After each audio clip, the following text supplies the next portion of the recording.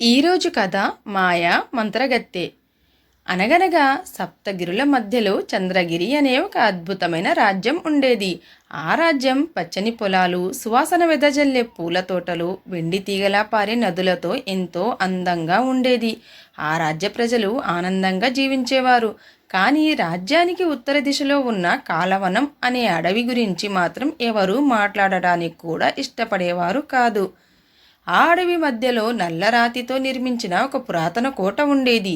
సూర్యాస్తమం తర్వాత ఆ కోట వైపు ఎవ్వరూ వెళ్ళేవారు కాదు. అక్కడ నివసించేది ఒక భయంకరమైన మాయా మంత్రగత్తె అని, ఆమె నవ్వు వినిపిస్తే ప్రాణాలతో తిరిగి రావడం అసాధ్యమని ప్రజలు నమ్మేవారు.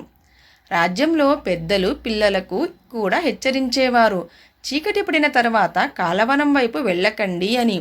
అక్కడ మాయా మంత్రగత్తె ఉంటుంది అని కూడా చెప్పేవారు. ఆ మాటలు వింటూ పెరిగిన యువకుడు విక్రమ్ మాత్రము భయపడేవాడు కాదు. అతనికి ఒక అలవాటు ఉండేది. ఎవరు చెప్పినా నమ్మేవాడు కాదు. నిజం తెలుసుకునే వరకు ప్రశ్నలు అడుగుతూనే ఉండేవాడు. ఒకరోజు రాజ్యంలోని చిన్నపిల్లలు ఒక్కొక్కరుగా అదృశ్యమవ్వడం ప్రారంభమైంది. ప్రజలు భయంతో వణికిపోయారు. మంత్రగత్తె పిల్లలను ఎత్తుకుపోతోంది అని గ్రామమంతా ప్రచారం జరిగింది. రాజు అనేక మంది సైనికులను పంపించాడు. కానీ వెళ్ళిన సైనికులు ఎవరూ కూడా తిరిగి రాలేదు. విక్రమ్ రాజు దగ్గరకు వెళ్ళి, మహారాజా, నాకు 3 రోజులు సమయం ఇవ్వండి, నిజం తెలుసుకొని వస్తాను అని చెప్పాడు. రాజు ఆశ్చర్యపోయినా అనుమతి ఇచ్చాడు. మరుసటి రోజు ఉదయం విక్రమ్ తన కత్తి, విల్లు, కొంత ఆహారం తీసుకుని కాలవనంలోకి అడుగుపెట్టాడు. అడవి చాలా విచిత్రంగా ఉంది. పక్షుల కూతలు పెట్టడం లేదు. గాలి కూడా నిశ్శబ్దంగా ఉంది. కొన్ని చెట్లు మనుషుల్లా కనిపిస్తున్నాయి. కొద్దిసేపటికి అతనికి ఒక చిన్న తెల్లని కుందేలు కనిపించింది. ఆ కుందేలు ఒక్కసారిగా మనిషిలాగా మాటల్లో మాట్లాడింది. వెనక్కి వెళ్ళిపో యువకుడా, ఇంకా సమయం ఉంది అని చెప్పింది కుందేలు. విక్రమ్ ఆశ్చర్యపోయాడు. నువ్వెవరు అని అడిగాడు. అప్పుడు కుందేలు, నేను ఒకప్పుడు ఈ రాజ్యానికి మంత్రి కుమారుడిని. మంత్రగత్తె శాపం వల్ల ఇలా మారిపోయాను అని చెప్పింది. మంత్రగత్తె నిజంగానే దుష్టురాలా అని అడిగాడు విక్రమ్. కుందేలు కాసేపు మౌనంగా ఉండి, నువ్వే వెళ్ళి నిజం తెలుసుకో అని చెప్పి మాయమైపోయింది. సాయంత్రం అయ్యేసరికి విక్రమ్ కోట దగ్గరకు చేరుకున్నాడు. కోట తలుపు అతను తాకకుండానే తెరుచుకుంది. లోపల వేల కొవ్వొత్తులు వెలుగుతున్నాయి. గోడలపై వింత చిత్రాలు కదులుతున్నాయి. అంతలో నల్లని వస్త్రాలు ధరించిన ఒక స్త్రీ ప్రత్యక్షమైంది. ఆమె కళ్ళల్లో వింత కాంతి ఉంది. ఎందుకు వచ్చావు అని అడిగింది మంత్రగత్తె. నువ్వు పిల్లలను ఎత్తుకుపోయావా అని అడిగాడు. అప్పుడు ఆమె నవ్వింది. నన్ను చూసి అందరూ అదే అడుగుతారు అని చెప్పింది. అయితే నిజం ఏమిటి చెప్పు అని అడిగాడు. ఆమె చేతిని గాల్లో ఊపగానే ఒక అద్దం ప్రత్యక్షమైంది. ఆ అద్దంలో రాజ్యంలోని ప్రజలు కనిపించారు. అక్కడ ఒక నల్లని ముసుగు ధరించిన వ్యక్తి రాత్రివేళ పిల్లలను అపహరిస్తున్నాడు. విక్రమ్ ఆశ్చర్యపోయాడు. ఇతని ఎవరు అని అడిగాడు. అప్పుడు మంత్రగత్తె ఇతనే రాజ్య ప్రధానమంత్రి అని చెప్పింది. నాపై నింద వేసి తన నేరాలను దాచుకుంటున్నాడు అని కూడా చెప్పింది.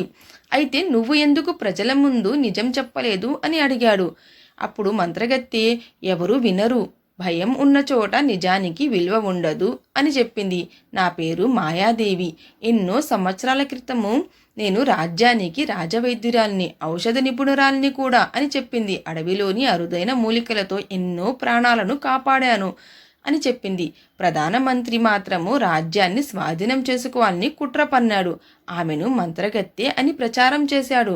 ప్రజలు నమ్మారు. రాజు కూడా విచారణ చేయకుండా ఆమెను అడవిలో బంధించాడు.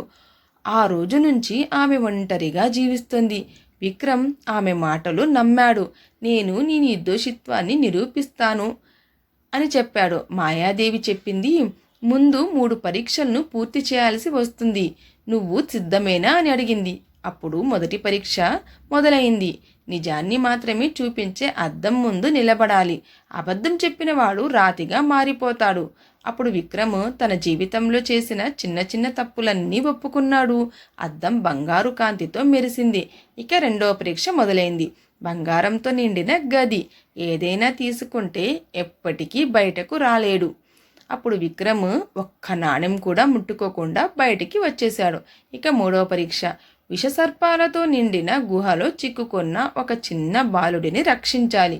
విక్రమ్ ధైర్యంగా వెళ్ళి ఆ బాలుడిని కాపాడాడు. వెంటనే భూమి కంపించింది. కోటపై ఉన్న నల్లని మేఘాలు తొలగిపోయాయి. మాయాదేవి చుట్టూ ఉన్న నల్లని కాంతి మాయమైంది. ఆమె నిజమైన రూపంలో కనిపించింది. ఆమె సాధారణమైన మహిళనే, ఎలాంటి మంత్రగత్తె కాదు. ఇద్దరూ కలిసి రాజ్యానికి వచ్చి అద్దం ద్వారా అసలు నేరస్తుడిని ప్రజలకు చూపించారు. ప్రధానమంత్రిని పట్టుకొని శిక్షించారు. రాజు తన తప్పుని ఒప్పుకొని మాయాదేవిని గౌరవంగా రాజభవనానికి ఆహ్వానించాడు. ఆమె మాత్రం నవ్వుతూ చెప్పింది, నాకు రాజభవనం అవసరం లేదు. ప్రజలకు సేవ చేసే అవకాశం ఉంటే అదే నాకు పెద్ద గౌరవం అని చెప్పింది.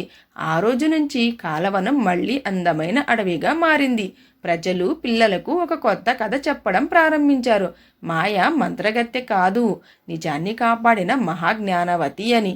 ఈ కథ యొక్క నీతి ఏమిటి అంటే, వదంతులను నమ్మకండి, ఎవరిని తప్పుగా అర్థం చేసుకోకండి. ధైర్యం, నిజాయితీ, విచక్షణ ఉన్నవారే అసలైన హీరోలు. Thanks for watching.